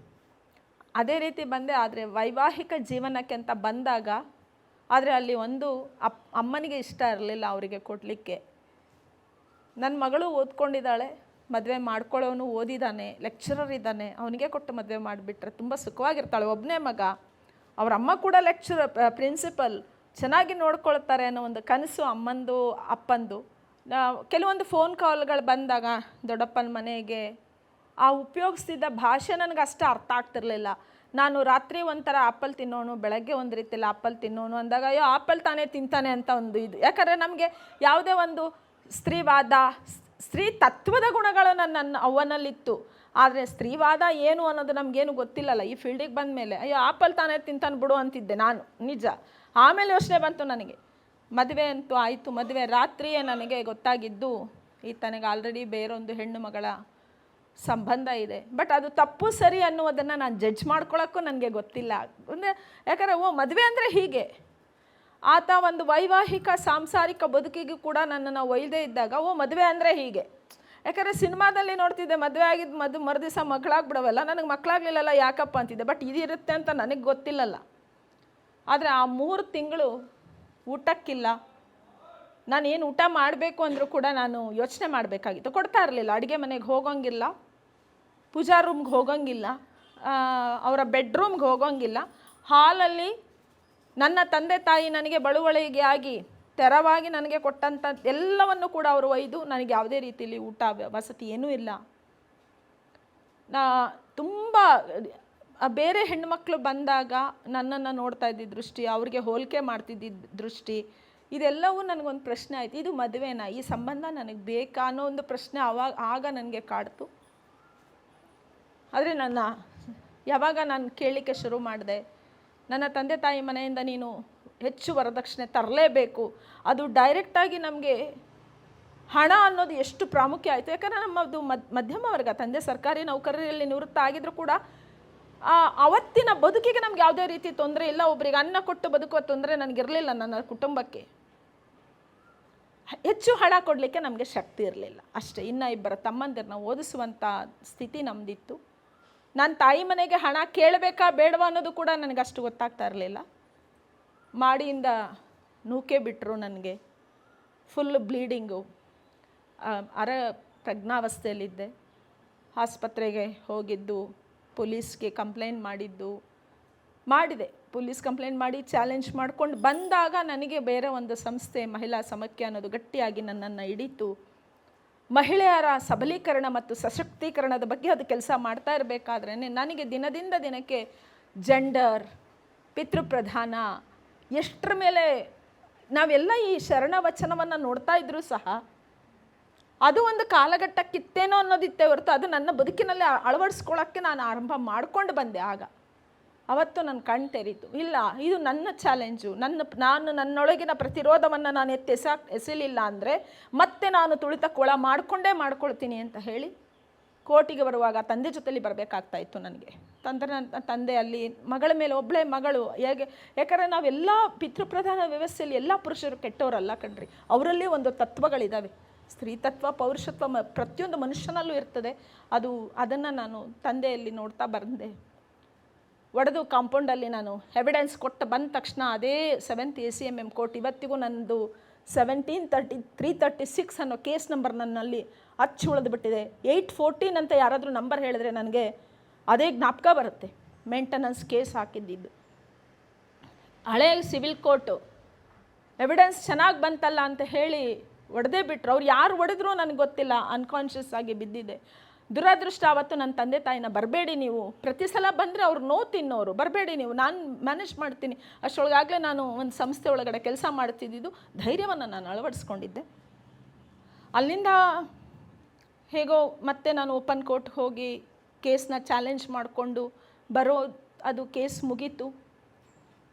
ಮತ್ತೊಂದು ಹೇಳಿದ್ರಲ್ಲ, ಮನೆಯಲ್ಲಿ ಹೆಣ್ಮಗಳು ಗಂಡ ಬಿಟ್ಟವಳು ಇದ್ದರೆ ಮನೆಯಲ್ಲಿ ಇನ್ನೆರಡು ತಮ್ಮಂದಿರಿಗೆ ಮದುವೆ ಆಗಲ್ಲ, ಅಥವಾ ದೊಡ್ಡಪ್ಪ ಚಿಕ್ಕಮ್ಮನ ಮನೆಯಲ್ಲಿದ್ದಂಥ ಹೆಣ್ಣು ಮಕ್ಕಳನ್ನು ಆಲ್ರೆಡಿ ಆ ಕುಟುಂಬದಲ್ಲಿ ಹೆಣ್ಣು ಬಿಟ್ಟು ಗಂಡ ಬಿಟ್ಟು ಬಂದವಳು ಮತ್ತೆ ಈ ಮನೇಲಿ ಹೆಣ್ಣು ತೊಗೊಂಡ್ರೆ ಹೇಗೋ ಅನ್ನುವಂತಹ ಇದು. ಯಾಕಂದರೆ ಪಟ್ಟಣ ನಮ್ಮದು, ಪುರಪಟ್ಟಣ ಅಂತ ಬೆಳೆದಂಥ ಊರು ಅಲ್ಲ, ನಗರೀಕರಣಕ್ಕೆ ಹೊಂದ್ಕೊಂಡದ್ದಂತಲ್ಲ, ಖಾಸಗೀಕರಣಕ್ಕೆ ಅಲ್ಲ.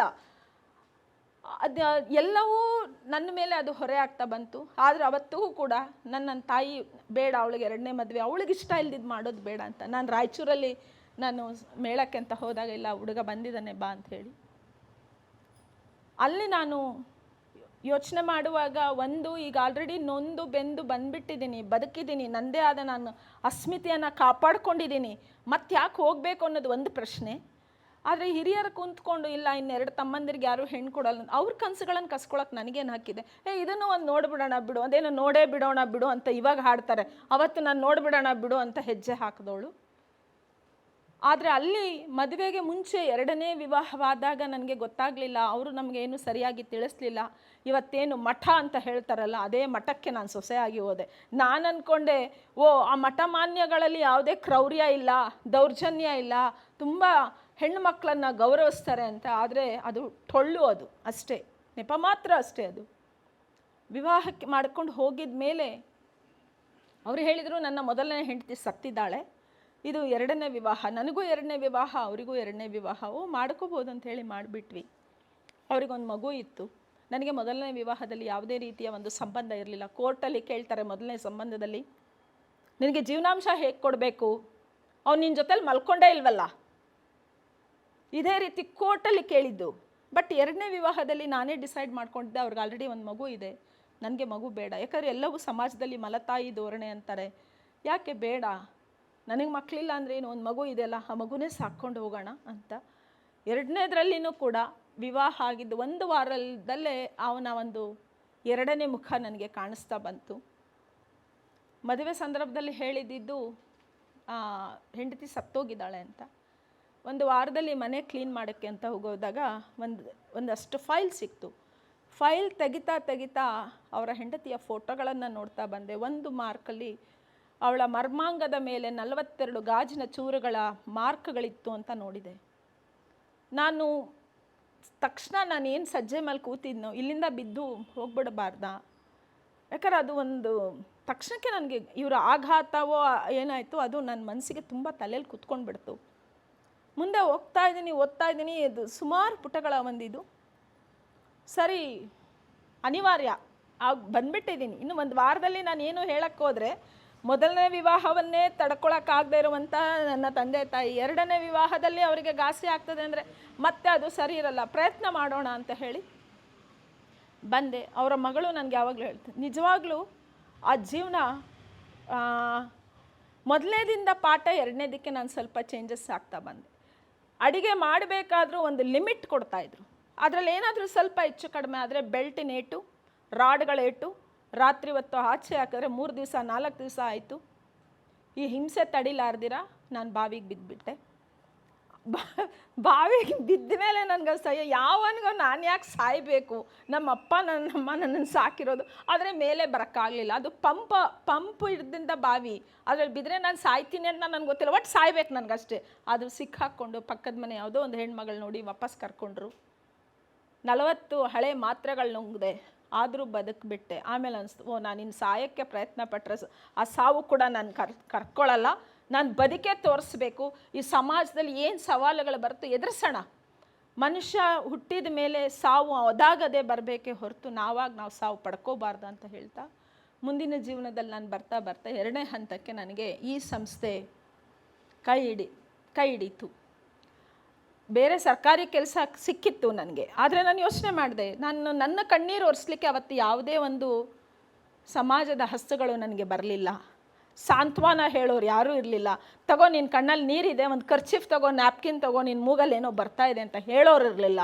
ಅಟ್ಲೀಸ್ಟ್ ಆ ಮನಸ್ಸು ನಾನು ಆಗಬೇಕು, ಅದಕ್ಕೆ ತಕ್ಕಂಥ ಈ ಸಂಸ್ಥೆ ಜೋಡಣೆ ಇದೆ, ನಾನು ಏನೋ ಒಂದನ್ನು ಜೊತೆಯಲ್ಲಿ ಹೋಗ್ಬೋದು, ಸಮುದಾಯದ ಜೊತೆಲಿ ಇರಬಹುದು ಅಂತ ಹೇಳ್ತಾ ನಾನು ಈ ಸಂಸ್ಥೆಗೆ ಬಂದ ನಂತರದಲ್ಲಿ ಸಾವಿರಾರು ಮಹಿಳೆಯರ ಮನಸ್ಸುಗಳನ್ನು, ಕತೆಗಳನ್ನು, ಕನಸುಗಳನ್ನು ಅವ್ರ ಜೊತೆಯಲ್ಲಿ ಎಷ್ಟು ಪೂರಕವಾಗಿ ನಾನು ನಿಲ್ಬೋದು. ನಾವು ಅವ್ರಿಗೆ ಯಾವುದೇ ರೀತಿಯಲ್ಲಿ ಹೇಳೋದು ಬೇಡ, ಅವರಲ್ಲಿದೆ ಆ ಶಕ್ತಿ, ತಾಕತ್ತಿದೆ, ಪ್ರತಿಯೊಂದು ಮಹಿಳೆಯಲ್ಲೂ ಅದಿದೆ. ಅವ್ರ ಜೊತೆಲಿ ನಾವು ಜಸ್ಟ್ ನಿಲ್ಲೋಣ ಸಾಕು, ಅವ್ರ ಜೊತೆಗೆ ಒಂದು ಸ್ಪರ್ಶ ಕೊಡೋಣ ಸಾಕು ಅಂತ ಹೇಳ್ತಾ ನಾನು ಈ ಸಂಸ್ಥೆಯಲ್ಲಿ ನಡ್ಕೊಂಡು ಬಂದಿದ್ದೀನಿ. ಹಾಗಾಗಿ ಇವತ್ತು ಹಲವಾರು ಈ ಕೆಲಸಕ್ಕೆ ಬಂದ ಮೇಲೂ ಕೂಡ ತುಂಬ ಸವಾಲುಗಳು ಬಂತು. ತಮ್ಮನ ಹೆಂಡತಿ, ತಾಯಿ ಒಂದೇ ಇದರಲ್ಲಿ ತೂಗುಗತ್ತಿಗೆ ಸಾವಿಗೀಡ, ಆತ್ಮಹತ್ಯೆಗಳಾಯಿತು. ಅವತ್ತು ನೀನು ಮಾಡ್ತಾ ಇರೋ ಕೆಲಸ ಚಾಲೆಂಜು, ಅವೆಲ್ಲೇ ನಿನಗೆ ಮುಳ್ಳು ಅಂತ ಬಂತು. ಮನೆ ಮುಂದೆ ಕೊಳ್ಳಿ ಹಾಕಿದೆ ತಂದೆ ಸತ್ತಾಗ. ನೀನು ಆ ಕೊಳ್ಳಿ ಹಾಕಿದ್ದಕ್ಕೆ, ಯಾಕಂದರೆ ನಾನು ಇಲ್ಲಿ ಆಲ್ರೆಡಿ ಕೆಲಸ ಕಲಿತಾ ಇದ್ದಾಗ, ನೋಡ್ತಾ ಇದ್ದಾಗ, ಹಿರಿಯರ ಜೊತೆ ಬೆರಿತಾ ಇದ್ದಾಗ, ಸಾವಾದಾಗ ಮನೆ ಮುಂದೆ ಗಂಡು ಮಕ್ಕಳೇ ಯಾಕೆ ಕೊಳ್ಳಿ ಹಾಕಬೇಕು, ಬೆಂಕಿ ಹಾಕಬೇಕು, ಹೆಣ್ಣು ಮಕ್ಕಳು ಹಾಕ್ಬೋದಲ್ಲ, ಯಾರೂ ಇಲ್ವಲ್ಲ, ನಾನೇ ಅಲ್ವಾ, ಹೆಣ್ಣಾದ್ರೇನು ಗಂಡಾದ್ರೇನು ಬೆಂಕಿಗೆ ಅಂತ ಹೇಳಿ ಕೊಳ್ಳಿ ಹಾಕಿದೆ. ಇದರಿಂದ ಸವಾಲುಗಳನ್ನು ಎದುರಿಸ್ತಾ ಬಂದೆ. ಆದರೆ ಒಟ್ಟಾರೆ ಇದೆಲ್ಲ ಹೇಳೋದೇನೆಂದರೆ, ನನ್ನದೇ ಆದ ಸಮುದಾಯ ಏನು ಇವತ್ತಿದ್ದೀನಿ, ನನ್ನ ಜಾತಿ ಅಂತ ನಾನು ಹೇಳಲ್ಲ, ನನ್ನ ಸಮುದಾಯ ನನ್ನನ್ನು ನೀನು ಮಾಡ್ತಾ ಇರುವಂಥ ಕೆಲಸ ಸರಿಯಾಗಿದೆ ಅಂತ ಹೇಳಲಿಕ್ಕೆ 25 ವರ್ಷಗಳ ತಗೊಳ್ತು. ಒಟ್ಟಾರೆ ಹೇಳ್ತೀವಿ, ಯಾವುದೇ ಧರ್ಮ ಇರ್ಬೋದು, ಯಾವುದೇ ಜಾತಿ ಇರ್ಬೋದು, ಅಲ್ಲಿರುವಂತಹ ಮೂಲಭೂತವಾದಿಗಳನ್ನು ನಾವು ಪ್ರಶ್ನೆ ಮಾಡದ ಹೊರತು ಯಾವುದೇ ಒಂದು ಬದಲಾವಣೆ ಆಗಿದೆ ಅಂತ ಹೇಳೋದು ಅಷ್ಟು ಈಸಿ ಅಲ್ಲ. ಹಾಗಾಗಿ ನಾನು ಅಲ್ಲಿನ ಒಂದು ನನ್ನ ಸಮುದಾಯದ, ನನ್ನದೇ ಆದ ಒಂದು ಧರ್ಮದಲ್ಲಿರುವಂಥ ಮೂಲಭೂತವಾದವನ್ನು ನಾನು ಪ್ರಶ್ನಿಸ್ತಾನೇ ಇದ್ದೀನಿ. ಅದರಿಂದ ನನಗೆ ಚಾಲೆಂಜಸ್ಸು, ಪ್ರತಿರೋಧಗಳು ತುಂಬ ಬರ್ತಿದೆ. ಆದರೆ ಆ ಪ್ರತಿರೋಧ ಬಂದಷ್ಟು ಕೂಡ ನಾನು ಬಹಳ ಗಟ್ಟಿಯಾಗಿ ನಿಲ್ತಾ ಇದ್ದೀನಿ. ಗಟ್ಟಿಯಾಗಿ ಒಂದು ನಿಶ್ಚಲ ಮನಸ್ಸಿನಿಂದ ನಾನು ಅವ್ರನ್ನ ಪ್ರಶ್ನಿಸ್ತಾ ಇದ್ದೀನಿ. ಪ್ರಶ್ನಿಸುವುದರ ಜೊತೆಯಲ್ಲಿ ಅದು ಆರೋಗ್ಯಕರವಾದ ಸಮುದಾಯನ ಕಟ್ಟಲಿಕ್ಕೆ, ಸಮಾಜದ ಸಮಾನ ಮನಸ್ಕರ ಸಮುದಾಯವನ್ನು ಕಟ್ಟಲಿಕ್ಕೆ ಪ್ರಯತ್ನ ಪಡ್ತಿದ್ದೀನಿ. ಖಂಡಿತ ನನಗೆ ಹೆಮ್ಮೆ ಅನಿಸ್ತದೆ. ಇತ್ತೀಚೆಗೆ ನನ್ನ ಸಮುದಾಯದಲ್ಲೂ ಕೂಡ 10ರಲ್ಲಿ 2 ಮನಸ್ಸುಗಳ ಬದಲಾಗಿ, ಹೌದು ಹೆಣ್ಣಿಗೆ ಸ್ಥಾನಮಾನ ಇದೆ, ಅವಳಿಗೂ ಒಂದು ಅಸ್ಮಿತೆ ಇದೆ, ಅವಳಿಗೂ ಕೂಡ ಬಸವಣ್ಣ ಶರಣ ಹೇಳಿದಂತಹ ವಿಚಾರಗಳನ್ನು ಅರ್ಥ ಮಾಡಿಕೊಳ್ಳುವಂತಹ ಮನಸ್ಥಿತಿಗಳನ್ನು ಇದ್ದಾರೆ ಅನ್ನೋದಕ್ಕೆ ನಾನು ತುಂಬ ಹೆಮ್ಮೆ ಪಡ್ತೀನಿ.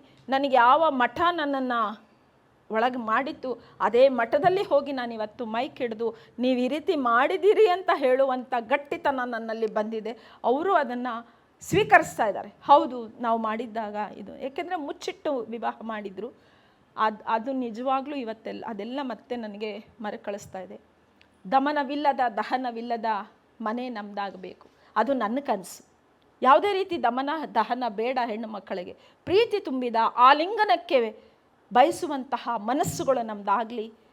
ಭಾವೈಕ್ಯತೆಯಿಂದ ಬದುಕೋಣ, ಬಂಧುತ್ವದಿಂದ ಬದುಕೋಣ, ಸೌಹಾರ್ದತೆ ನಮ್ಮ ಬದುಕಾಗಲಿ. ಅಲ್ಲಿ ಜಾತಿ ಇದೆ, ಧರ್ಮ ಇದೆ, ಎಲ್ಲ ಗೋಡೆಗಳು ಇದೆ. ಗೋಡೆಗಳನ್ನು ಕಿತ್ತಾಕ್ಲಿಕ್ಕಾಗಲ್ಲ. ಆ ಗೋಡೆಗಳನ್ನು ಅರ್ಥ ಮಾಡಿಕೊಂಡು ಗೋಡೆಗಳ ಜೊತೆಯಲ್ಲಿ ನಾವು ಹೇಗೆ ಬದುಕೋದನ್ನು ನಾವು ಕಲ್ತ್ಕೊಳ್ಳೋಣ ಅಂತ ಹೇಳ್ತಾ, ನನಗೆ ಈ ಅವಕಾಶ ಮಾಡಿಕೊಟ್ಟಂಥ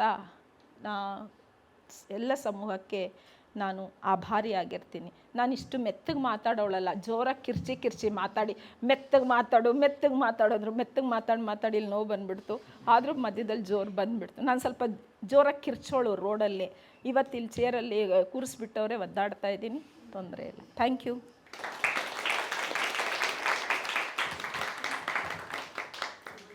It's always difficult to translate very personal kind of narratives and stories. But basically, Mamta spoke about her journey, the kind of journey that she has had of experiencing violence. She grew up in a middle-class house, surrounded with a lot of love and affection. She grew up in a very traditional and yet not so traditional. She grew up in a Sharana, Sharana tradition. She grew up in that tradition, which spoke about, with parents said, it's class, caste, religion shouldn't matter. So that was the kind of context in which she grew up. She grew up with a lot of love, But unfortunately, when she got married, she went into a life of violence, and she had 2 marriages, and both were extremely violent. The first one lasted 3 months, and the second one, she realized after she got married, just a few weeks after she got married, she realized that they had told them that that his first wife had died, but actually it was a unnatural death. And then she discovered records, in the house, which showed that how the woman died after the wife had died after great violence. On her private parts, there were 42 injury marks that had been inflicted. So after that, she just couldn't deal with it. And then she also suffered with, they really pushed her. And she tried to commit suicide 2 or 3 times. She jumped into the well, she took tablets. Then she also kind of reconciled with herself, saying that, okay, I'm not meant for dying, and I should survive, and I should fight back. So, and then on the way, like, she was able to, at least get a lot of support and strength from the first organization that she joined, which was Mahila Samuha, which worked with women's empowerment and education. So that gave her a lot of confidence. And then she started working with Vimochna, and then, of course, which was part of CED's today. So through this work, she was able to connect, she realized that it is not just her own story, but she was able to connect with the lives of thousands of women, and she realized that what is required is not like help, but that you should stand with women who are going through this. It's just that solidarity and that support, the holding of hands that one needs, and that is what she has been experiencing in the past few years. And she also said that, we are all sitting here, talking, and my dream is, we're talking of dreams, and my dream is of a Damana Villada, Dahana Villada. So it is a house without violence and a house without repression. A house, what we need to create, that is my dream. A home without repression, a home without violence. That is what is our dream, and it's a dream that we should all try to make a reality in our own lives and in the lives of others. And she also spoke about, she said, all of us are carrying our dreams, and we are from the 30s. You have not turned 30 yet, have you? Okay. So from the 30s to the 70s, and each generation has, come with its own dream, but this is a kind of common dream that we are all sharing. So she says, normally I'm not somebody who speaks quietly. I'm somebody who screams on the roads. And everyone's a big, like Shantama, I have to keep telling her to shut up. Mamta, I have to telling her to keep pipe down. But then I suppose that is also our nature. Each one has their own kind of thing. So she says, I'm sitting here very quietly and my throat is aching because I have to speak so silently. But I'm usually out on the roads, either screaming or singing songs. So which also you will be part of as we go along. So I'm a bit kind of afraid, and then I don't know what I have to speak. It's a bit scary when I was being asked to speak. I said very happily, I want to talk about resistance. I want to talk about love. And then I also said, let me also speak about justice and then dignity, and then my kind of points never ended. It was it was increasing, and then I gone crazy that what am I supposed to talk?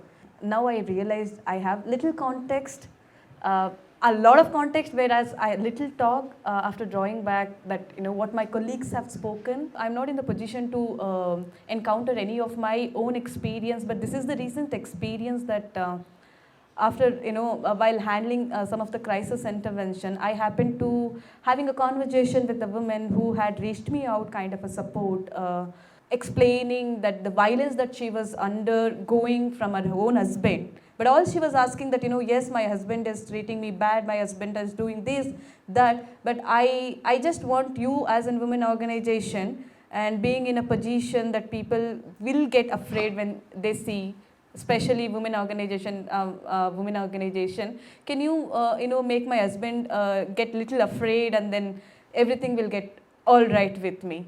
At one point she said, I was being subjected to a marital rape. So as we all know in the society, we speaking about the violence that what one is going, I mean, as a woman, going is very difficult. But and then coming outside and speaking about, what happens in between the walls between husband and wife, it's like, it's never that, anyone can imagine. But she disclosed that, she has been subjected to a massive marital rape. and she doesn't want to go to her husband, and she just kept herself away. But after a few days, that she went and then filed a complaint in the force of frustration and then anxiety, and then that the kind of angry that was she's carrying. And after a few days, she comes back like, whatever the situation, there is nobody that I can rely upon. Now I have to go back to my husband. It's all right that what kind of a violence I'm undergoing, but I will see my own way of how to handle it.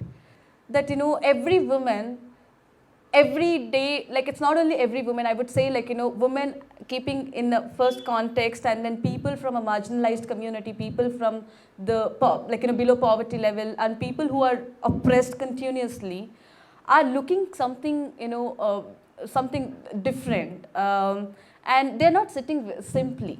They are continuously trying their best, and that is something I call it as resistance. Everyone will come up with their own resistance. And to connect back to the current reveries, I would say a woman in this kind of an issue where she is dreaming and she is creating an imagination, how will I handle? It just doesn't come in instance that I can deal with my husband. Coming out from my husband is not a solution. I might find another way to live, keeping my respect, my dignity in front. And it is not something going to be so easy. And I would say whereas a woman, she has her own way of, own form of a fighting. That's something we shouldn't be neglecting. As being a part of the current generation, we need everything. All of a sudden, we all look for a solution. Like something is happening, we say, come on bro, we go on and protest, and then we'll get the solution out of it. Why the CAA NRC is happening? Why there is a attack on Muslims? But the thing is that, it takes its own time to evolve something. I think that is the beauty of a resistance. That's something we shouldn't be forgetting it. Whereas being a woman, and then the pain, I think how much ever I fight, there is a justice system that has been given to us. I know that the society doesn't give the dignity what I am, what I supposed to have. I'm not asking the society to give it to me, but unfortunately today they are pushing me to say that, bro, give me what justice, what dignity I have. I mean, I am also changing my language day to day. I was talking to my colleague and then Sabha that, we were talking why we all are here? Why do I work in community? Or why do we work as a litigator? Or why one is coming outside and then fighting for the justice? What is the destiny for all of us? And then we realized that there is a hope. And what is that hope? The hope is nothing but a love. I think the love, that's something I'm looking for. The love which covers the respect, the love which covers the dignity, the love which covers the equality, all the values that what is being mentioned in the preamble. And that's something, through this whole, a discussion, I want to say that, there is a different language of resistance that we every day evolve and we every day creating. And this will take us to the context of a love, and then let us not forget to spread the love to all and live within. And from here I would like to sing a song, because we talk about changes, okay? We love a song which speaks about love, which speaks about oneself, which speaks about the changes. And the song says if you expect a change, the change something has to happen within yourself, and then you can see the reflections. So it says,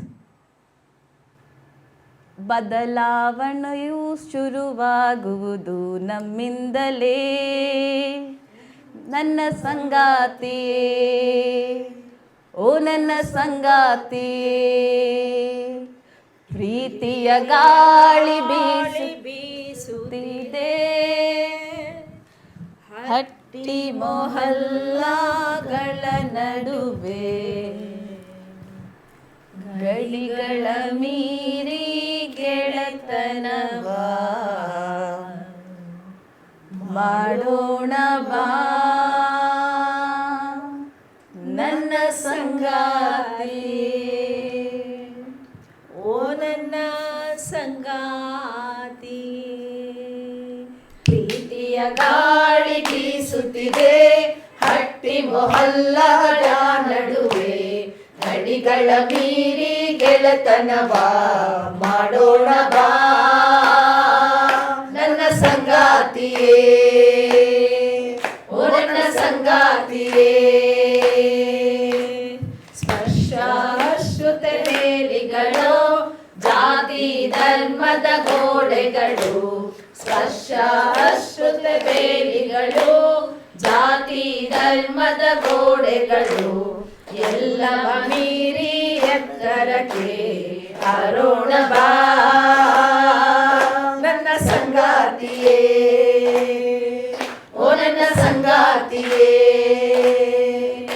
ಅವ್ವನ ಪ್ರೀತಿಗೆ ಕೈ ಮುಗಿದು, ಅಪ್ಪನ ಮಮತೆಗೆ ಶರಣೆಂದು. ಅವ್ವನ ಪ್ರೀತಿಗೆ ಕೈ ಮುಗಿದು, ಅಪ್ಪನ ಮಮತೆಗೆ ಶರಣೆಂದು. ಹೊಸಲ ದಾಟಿ ಬಾ ಹೊಸ ಸಂಬಂಧ ಕಟ್ಟೋಣ ಬಾ ನನ್ನ ಸಂಗಾತಿಯೇ, ಓ ನನ್ನ ಸಂಗಾತಿಯೇ. ನನ್ನ ನಿನ್ನ ಈ ಸ್ನೇಹ ಒಪ್ಪದಿರಬಹುದು ಸಮಾಜ. ನನ್ನ ನಿನ್ನ ಈ ಸ್ನೇಹ ಒಪ್ಪದಿರಬಹುದು ಸಮಾಜ. ತಪ್ಪೆಂದಾದರೆ ಆಗಲಿ ತಪ್ಪು ಮಾಡೋಣ ಬಾ ನನ್ನ ಸಂಗಾತಿಯೇ, ಓ ನನ್ನ ಸಂಗಾತಿಯೇ. ನಿನ್ನೆಯ ತಪ್ಪು ಇಂದು ಸರಿ, ಇಂದಿನ ತಪ್ಪು ನಾಳೆ ಸರಿ. ನಿನ್ನೆಯ ತಪ್ಪು ಇಂದು ಸರಿ, ಇಂದಿನ ತಪ್ಪು ನಾಳೆ ಸರಿ. ಕಾಲ ದೇಶಕ್ಕೆ ಬದಲಾಗುವುದು ತಪ್ಪು ಸರಿ ನನ್ನ ಸಂಗಾತಿಯೇ, ಓ ನನ್ನ ಸಂಗಾತಿಯೇ. ಬದಲಾವಣೆಯಲ್ಲಿ ನೋವು ಇದೆ, ಮೌಲ್ಯಗಳ ಸಂಘರ್ಷವಿದೆ. ಬದಲಾವಣೆಯಲ್ಲಿ ನೋವು ಇದೆ, ಮೌಲ್ಯಗಳ ಸಂಘರ್ಷವಿದೆ. ಇನ್ನಲ್ಲ ನಾಳೆ ಬದಲಾಗುವುದು ಜನಮನ ನನ್ನ ಸಂಗಾತಿಯೇ, ಓ ನನ್ನ ಸಂಗಾತಿಯೇ. ಬದಲಾಗದಿದ್ದರೆ ನಾವಿಂದು ಜಗವ ಬದಲಾಯಿಸುವೆವೆಂದು. ಬದಲಾಗದಿದ್ದರೆ ನಾವಿಂದು ಜಗವ ಬದಲಾಯಿಸುವೆವೆಂದು. ಬದಲಾವಣೆಯು ಶುರುವಾಗುವುದು ನಮ್ಮಿಂದಲೇ ನನ್ನ ಸಂಗಾತಿಯೇ, ಓ ನನ್ನ ಸಂಗಾತಿಯೇ. ಗಾಳಿ ಬೀಸುತ್ತಿದೆ ಹಟ್ಟಿಗಳ ನಡುವೆ, ಗಡಿಗಳ ಮೀರಿ ಗೆಳೆತನವ ಮಾಡೋಣ ಬಾ ನನ್ನ ಸಂಗಾತಿಯೇ, ಓ ನನ್ನ ಸಂಗಾತಿಯೇ.